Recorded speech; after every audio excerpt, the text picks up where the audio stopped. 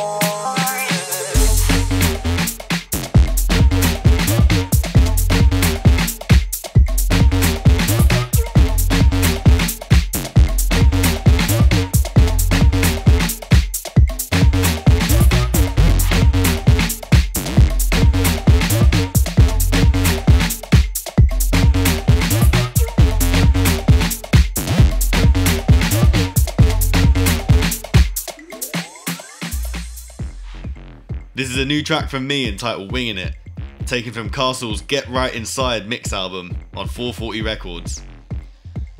The album features exclusive tracks from some of the best names in garage and UK funky right now, so if you're enjoying this track, go check out the full album.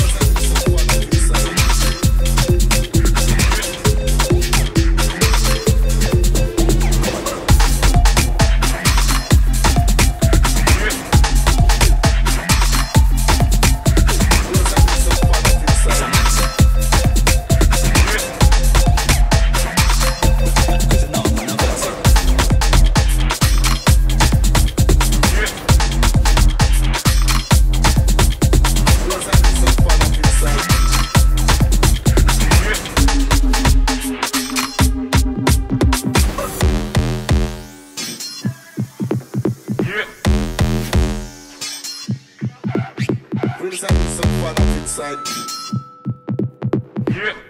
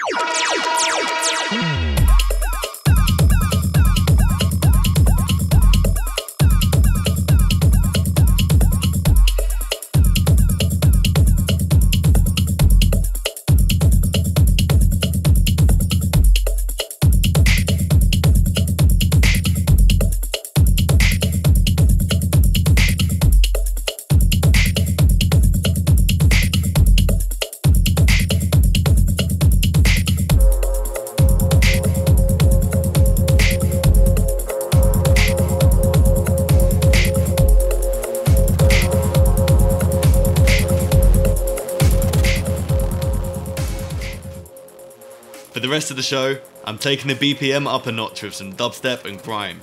Starting with this. This track's called Equate and it's by Distance.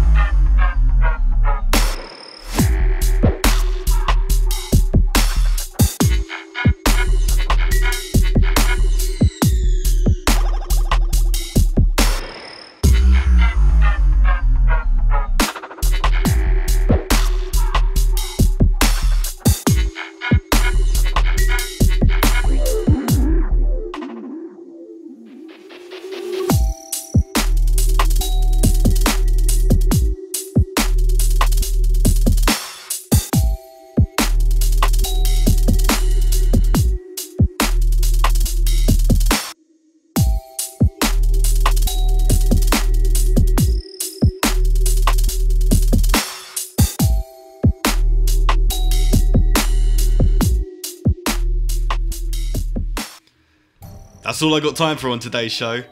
Thanks again to SNØW for chatting to me for today's podcast, and look out for his 6 Months of SNØW project dropping very soon.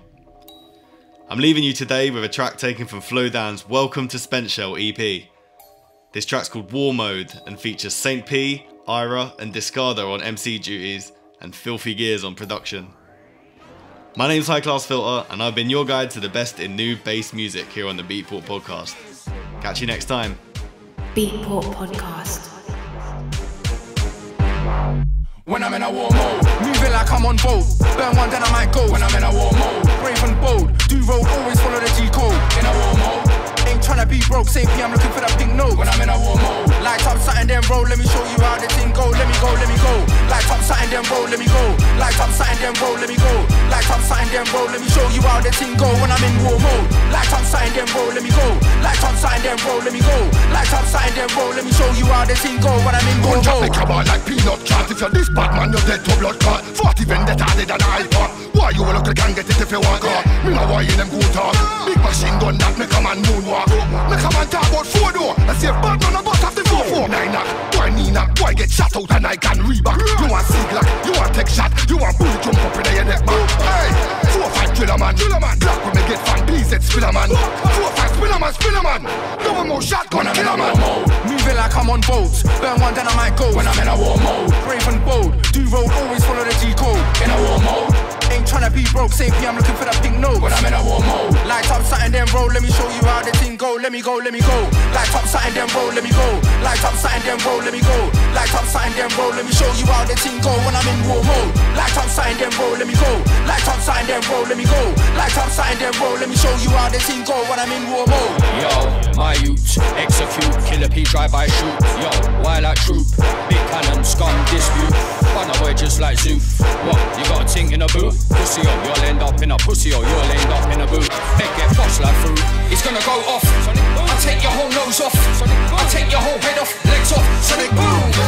Yeah, I'll write your clothes off and wear my own garms, but who to get your garms off? Who to get your garms off? Shut up, go set the alarms off. Moving like I'm on boat. Burn one, then I might go. When I'm in a war mode, brave and bold. Do road, always follow the G code. In a war mode, ain't tryna be broke. Same P, I'm looking for that pink note. When I'm in a war mode, light up something, then roll. Let me show you how the thing go. Let me go, let me go. Light up something, then roll. Let me go. Light up something, then roll. Let me go. Light up something, then roll. Let me show you how the thing go. When I'm in war mode, light up something, then roll. Let me go. Light up something, then roll. Let me go. Light up something, then roll. Let me show you how the thing go. When I'm in war mode.